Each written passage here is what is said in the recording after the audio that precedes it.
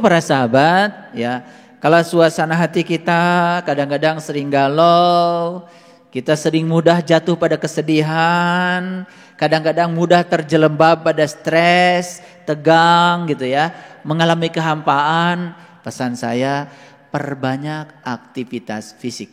Ini hari ini saya mau ngasih ilmu yang luar biasa supaya kita bangun, ya, bangun, jangan memble. Ayo. Ya, kiamatkan diri kita sekarang, di sini, saat ini. Semangat. Nah, kemudian sesudah itu kami tenggelamkan orang-orang yang tinggal. Siapa orang-orang yang tinggal ini? Sebetulnya dia sempat satu kapal sama Nuh. Dan kemudian dia mengeluarkan diri dari kapal itu. Dan dia tinggal, tidak ikuti rombongannya. Akan ditenggelamkan. Ditenggelamkan oleh air. Ditenggelamkan oleh banjir, ditenggelamkan oleh ombak. Sekali lagi, cerita tentang rombongannya Nuh tidak ada kaitan dengan laut, tidak ada kaitan dengan ombak. Sebetulnya yang lebih mengerikan itu bukan ditenggelamkan oleh ombak yang berasal dari laut. Tapi kalau kita sudah ditenggelamkan oleh ombak yang berasal dari ketidakmampuan kita mengendalikan kehidupan. Ombak yang berasal dari hawa nafsu kita, dari pikiran kita. Itu yang paling berbahaya. Dan hampir semua manusia bisa tenggelam dengan ombak ciptanya sendiri. Di sini, ombak yang di sini jauh lebih berbahaya daripada ombak yang di laut.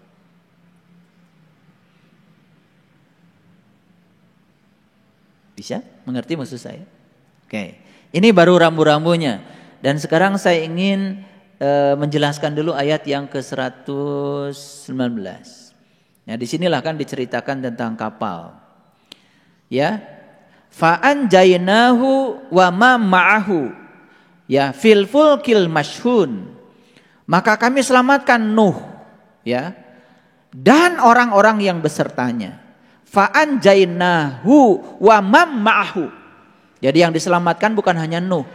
Yang diselamatkan Nuh bersama orang-orang yang mengikutinya. Wa ma'ahu. Ma'a itu bersama, ya. Filkul fil masyun, ya, yang berada di dalam kapal yang penuh dengan muatan itu. Jadi itu yang diselamatkan. Ada dua, ya, Nuh dan orang-orang yang bersama Nuh. Ya terserah mau satu kapal atau tidak. Ini bukan iklan, mau satu kapal atau tidak. Mau keluar dari kapal, ya silakan, itu pilihan. Pilihan. Pesan saya cuma satu. Ya. Kalau seseorang itu mendapatkan guru baru dan menjelekkan guru lamanya, sudah dipastikan guru baru yang didapat ini nanti setahun 2 tahun juga akan dijelekan lagi. Itu karma. Begitu dia berfokus pada keburukan seorang guru, dia juga akan berfokus pada keburukan guru berikutnya. Karena fokusnya bukan pada kebaikannya. Padahal kebaikan dan keburukan itu kan hanya penilaian kita saja. Dua-duanya adalah sisi-sisi kebenaran. Gitu. Makanya kenapa kita diajarkan Allahumma sholli ala Sayyidina Muhammad wa ala ali Muhammad. Kalau kamu menerima Muhammad, terima juga dong keluarganya Muhammad. Tidak bisa itu, satu paket.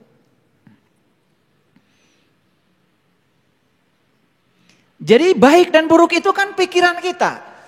Itu penilaian kita. Dan kita selalu mengikuti baik dan buruk berdasarkan pikiran kita.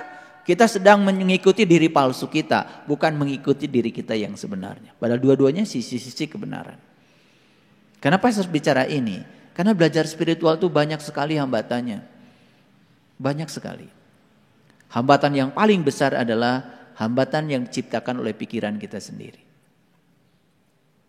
Makanya miliki kesadaran yang tinggi supaya tidak dihasut oleh pikiran. Kemarin di kajian khusus saya jelaskan 8 metode pikiran menghasut kesadaran. Semoga para sahabat dengar ya, rekamannya ada. Cuman tidak di-upload di YouTube. Nah, sekarang pertanyaannya, kenapa ya Saya perlu menjelaskan ini karena saya melihat dan menyaksikan dengan mata kepala saya sendiri, ya, orang-orang yang dalam perjalanan spiritualnya itu culas. Nih culas, pinter kodek kalau bahasa Inggrisnya. Dia kira dengan fatakulloha cukup, nggak cukup. Wa atiuni. Rumi, sekelas Rumi ketika ditanya, kalau ini gurumu, ini Tuhanmu, siapa yang akan kau sembah lebih awal?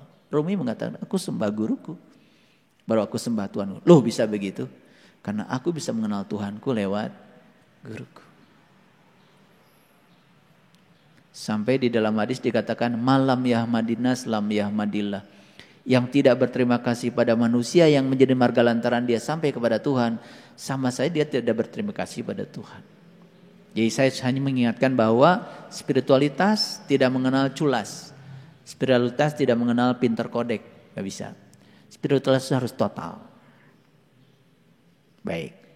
Para sahabat, saya akan berikan beberapa trik saja. Trik ini trik ya, berdasarkan pengalaman.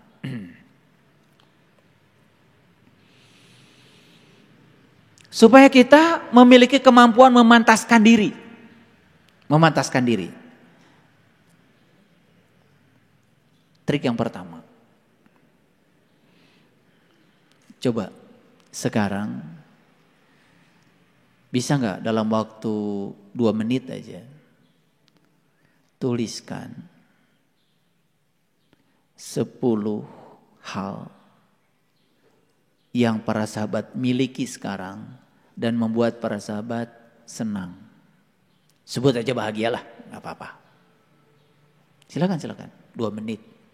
Sebutkan saja 10 hal yang diberikan Allah kepada para sahabat yang membuat para sahabat sekarang bahagia. 10 aja. 2 menit coba.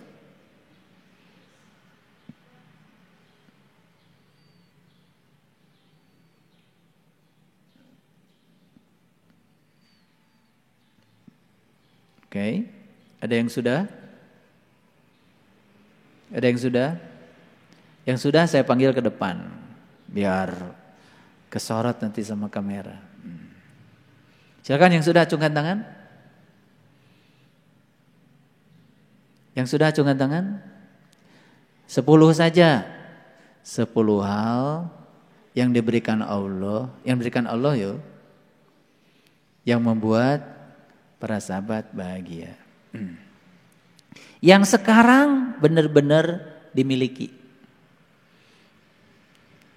Sudah? Ya, coba Kang Firman maju ke depan. Sini. Biar disorot sama Kang Hari. Oke. 10 hal. Apa saja yang dimiliki Kang Firman sekarang dan Kang Firman merasa bahagia dengan yang dimiliki itu? 1. Istri. Oke. Anak. Ibu. Oh, luar biasa masih ada ibu. Nenek. Adik-adik. Sahabat. Guru. Oh, luar biasa. Cuman bisa menyebutkan 7. Oke, bagus. Ya, tepuk tangan dulu. 7. Keren ya. Dan kalau kita lihat yang disampaikan Kang Firman tadi itu semuanya itu lebih berfokus kepada manusia kan. Jadi tadi istri, anak, adik, sahabat, keren banget. Itu yang membuat Kang Firman bahagia. Oke, ada yang lain?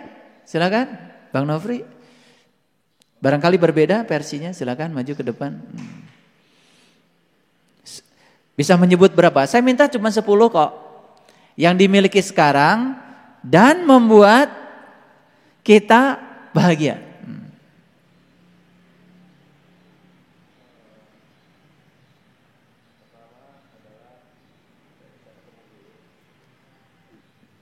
Berarti guru yang dimiliki ya, guru apalagi? Kebebasan, oke, itu kebebasan. Kebahagiaan.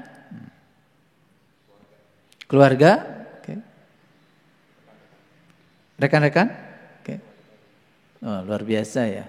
Padahal banyak yang diberikan Allah, tetapi kita disuruh menyebutkan 10 aja ternyata susah. Betul? Oke. Terima kasih Bang Norfi, tepuk tangan. Satu orang lagi deh, saya ingin perempuan. Barangkali perempuan punya sudut pandang yang berbeda. Ada yang mau mencoba? Ya, Bunda Neneng silakan. Maju dulu. Nih, kita mau praktek hari ini. Ini kaitannya dengan surat Asy-Syu'ara, keren banget. Silakan, Bunda. 10. Udah punya 10? Berapa menit tadi perlu menuliskan yang 10? Cukup 2 menit? 1 menit? Oke. Makin cepat berarti menulis yang 10, itu rasa syukurnya makin dalam. Kalau lambat menuliskan 10 aja, ini ada hubungan rasa syukur nih. Ini mau dicek nih, mau dicek. Silakan. 10 ya? Apa? Oke, guru. Ilmu. Tenang. Bahagia. Keluarga, sahabat. Oke. Tepuk tangan buat Bunda Neneng. Oke, keren ya. Punya tubuh? Bisa berjalan? Bisa bekerja, bisa bicara, bisa mendengar, bisa melihat, bisa merasa, bisa mengunyah, punya gigi, punya usus, punya jantung. Lupa ya. Padahal saya cuma minta 10 saja. Betul nggak? Punya rambut, keren kan? Lupa ya. Nah, ini sebetulnya indikator pertama bahwa sebetulnya kita ini tidak menyadari apa yang sudah diberikan Tuhan. Itulah yang membuat setiap orang selalu merengek-rengek kepada Tuhan minta diberi. Karena dia tidak bisa memerinci apa saja yang sudah diberikan Tuhan. Gimana kalau saya dalam 5 menit minta 100? Padahal saya cuma minta 10 saja. Oke, nggak apa-apa. Nggak ada yang salah di sini, nggak ada yang benar, nggak ada yang salah, nggak apa-apa. Tapi ini adalah indikasi bahwa sebetulnya kita ini sering merasa seakan-akan Tuhan itu memberi sedikit. Padahal yang Tuhan berikan kepada kita luar biasa. Ada nggak yang berani mengatakan masalah? Orang-orang yang membenci saya, orang-orang yang memusuhi saya, berani gak mengatakan itu berkah-berkah Allah juga yang ada di saya hari ini? Apalagi kalau itu. Padahal semua hal yang diberikan Allah kepada kita itu adalah berkah yang luar biasa. Anak-anak dengan segala karakteristiknya. Oke. Pasangan hidup yang berbeda sekali dengan saya. Berkah? Berkah. Kalau terlalu banyak samanya enggak berkah. Oke. Jadi sebetulnya satu pesan saya, cobalah belajar berterima kasih lebih banyak pada Tuhan untuk semua hal yang sudah kita miliki. Dan ketika kita bisa memerinci apa saja yang sudah diberikan Tuhan pada saya, kita akan kaget. Karena ternyata yang diberikan Tuhan pada saya itu luar biasa. Segala sesuatu baru terasa adanya biasanya kalau sudah tidak ada. Kita bisa melihat menganggap biasa. Baru terasa bisa melihat itu adanya kalau kita suatu saat mungkin ditakdirkan tidak bisa melihat. Oke. Jadi pesan saya yang pertama, berterima kasihlah pada Tuhan untuk semua hal yang sudah beliau berikan. Nanti di rumah coba ambil jam, set timer, Dalam 5 menit bisa menuliskan berapa banyak hal yang sudah diberikan Tuhan padamu. Lalu fokuslah pada yang sudah diberikan itu. Dan kita akan mengalami rasa syukur yang sangat dalam, luar biasa.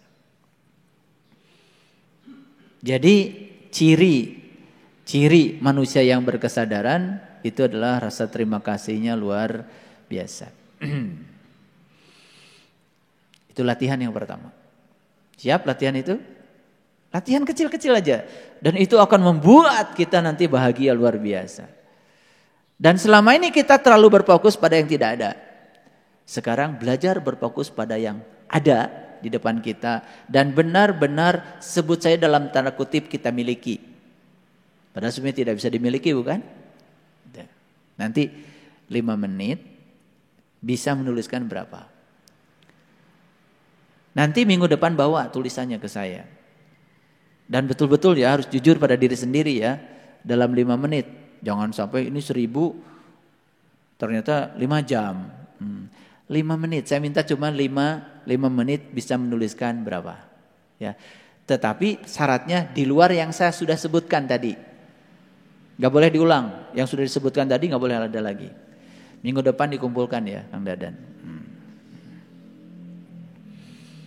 Oleh karena itu para sahabat ya, kalau suasana hati kita kadang-kadang sering galau, kita sering mudah jatuh pada kesedihan, kadang-kadang mudah terjelembab pada stres, tegang gitu ya, mengalami kehampaan, pesan saya perbanyak aktivitas fisik. Makanya kenapa saya tiap pagi selalu membangunkan Bang Nofri supaya olahraga. Yang lain saya belum berani, saya baru bersama Bang Nofri aja. Karena saya merasakan aktivitas fisik itu, ya pagi-pagi itu keren ya. Saya bersihkan kolam, bukan sekedar ngasih makan, saya bersihkan kolam, turun ke bawah gitu, bersihkan kolam. Ternyata ada sensasi yang luar biasa itu. Saya melihat kolam tuh bahagia ketika ikan tuh bahagia ketika kolamnya bersih. Dan ketika kita masih makan, kasih makan itu, dia itu penuh sukacita itu. Beda kalau airnya kotor. Maka saya tidak mau membiarkan dia terlalu lama dalam air yang kotor. Saya turun sendiri. Di rumah itu saya nyapu, saya cuci mobil, saya apa. Dan hampir saya tidak pernah menyuruh. Jadi kalau orang di rumah ngikut saya, alhamdulillah. Berarti dia ingin berbuat baik buat dirinya sendiri. Dan saya di rumah boleh ditanya sama istri dan anak saya, hampir gak pernah nyuruh. Saya setrika baju sendiri kok. Karena saya syukuri, saya punya tangan ini. Saya syukuri bisa nyetrika rapi. Dan saya puas karena setrikaan hasil saya rapi. Sesuai dengan maunya saya. Disetrikain orang kadang masih bengkok-bengkok. Ininya apa? Kerahnya gitu. Ini nih saya kasih tahu. Perbanyak aktivitas fisik. Jadi kalau galau tuh karena terlalu banyak diem. Apalagi nonton TV berjam-jam, udah nggak usah. Aktivitas fisik apa saja, ya. Saya gosok-gosok ini kalau besok mau BMK atau mau banyak tamu di rumah, itu yang kosokin WC buat kalian tuh saya loh. Biar putra-putra saya datang ke rumah tuh bahagia, WC-nya bersih. Saya bereskan sabun, kaleng-kaleng yang kosong saya buang. Anak-anak di rumah kaleng kosong pun gak ada yang buang kalau bukan saya yang buang. Gak berani buang kaleng kosong. Oke? Jadi yang kedua latihannya apa? Kalau stres, galau, perbanyak aktivitas fisik. Apa saja? Nih para sahabat, ada yang suka meremehkan sarapan pagi? Sarapan pagi? Nah. Pesan saya yang ketiga, khusus untuk jamaah Batul Yakin. Sarapan pagi, penting.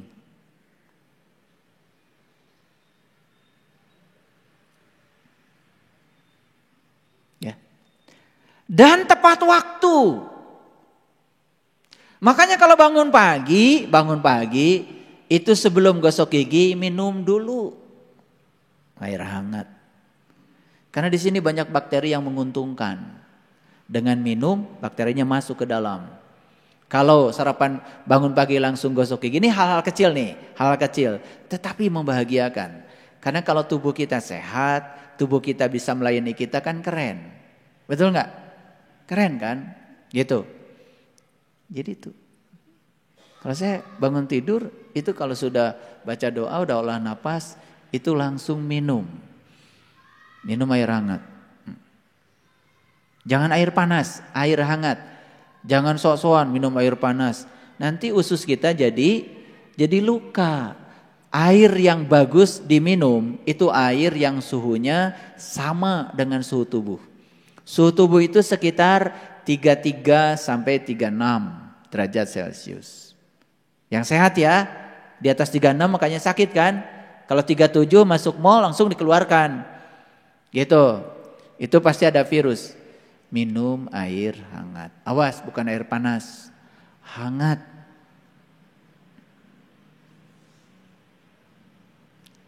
Jika perlu ya udah sebelum gosok gigi sarapan dulu.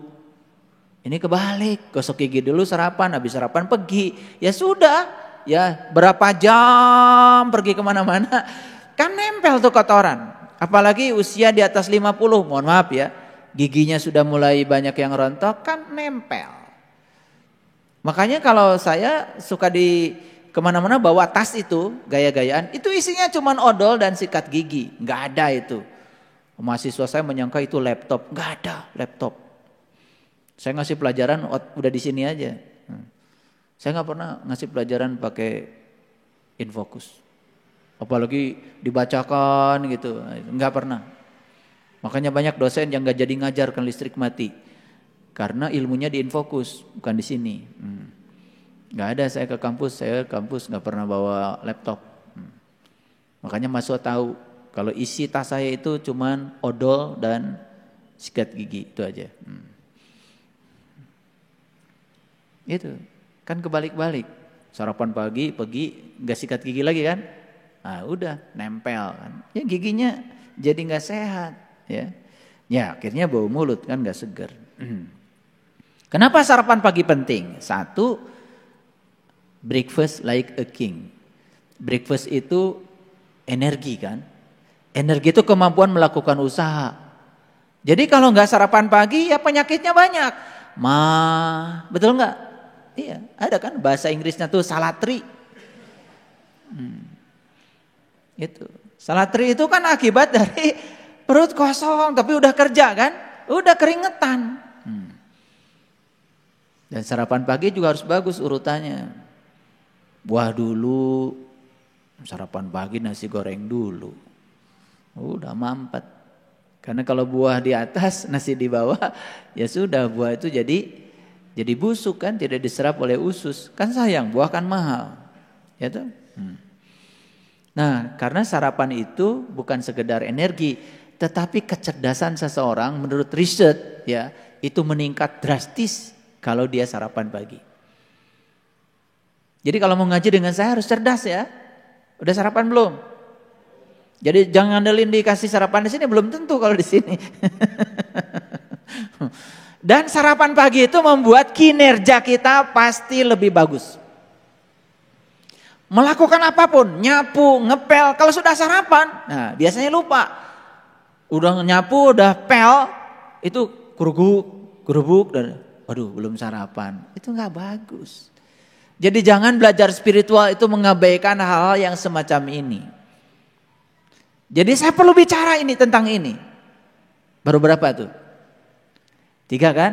Berterima kasih kepada Allah atas pemberiannya. Rinci jika perlu. Yang kedua, aktivitas fisik yang banyak. Makanya kenapa saya bikin rumah 3 lantai? Ya, saya itu sehari bisa sampai 20 kali loh naik lantai 3. 20 kali. Makanya lutut saya sehat. Iya, giliran ke Jelekong banyak sekali ya. Baru diajak jalan sedikit aja ke tanah kita itu yang sudah ngos-ngosan itu. Padahal cuma segitu. Itu. Oke. Yang keempat, penting. Ini penting banget. meningkatkan harga diri. Ini penunjang spiritual loh, jangan dianggap sepele. Meningkatkan harga diri. Bagaimana cara meningkatkan harga diri? Tentu saja dimulai dari memantaskan diri. Terserah para sahabat, mau memantaskan diri sebagai pengeluh, mau memantaskan diri sebagai pemberi.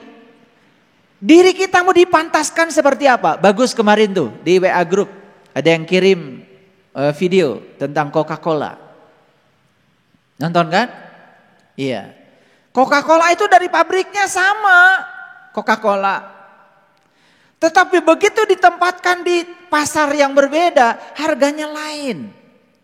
Dijual di warung biasa, banyak debunya 3.000. Dijual di toko, bersih, pakai lemari es sedikit, 7.000. Pergi ke hotel berbintang, disediakanlah Coca-Cola di lemari es, di kamar. Nanti dikasih gelas, dikasih es batu, 70.000. Coca-Cola yang sama dari pabrik yang sama ternyata harganya bisa lain dan orang senang menghargai walaupun berbeda. Karena ditempatkan, dipantaskan. Jadi terserah kita mau ditempatkan di mana. Kalau kita tidak memantaskan diri, kualitas diri dibiarkan, pikiran yang cerdas dibiarkan tidak belajar, kita tidak memantaskan diri. Ya sudah. Kalau kita memantaskan dirinya seperti itu, kita akan dihargai seperti itu. Masa mau dihargai 3.000? Kan pengennya 70.000 dong. Betul nggak? Tergantung kita memantaskan diri. Jadi ini soal meningkatkan harga diri penting nih dalam proses belajar. Bisa memahami maksud saya.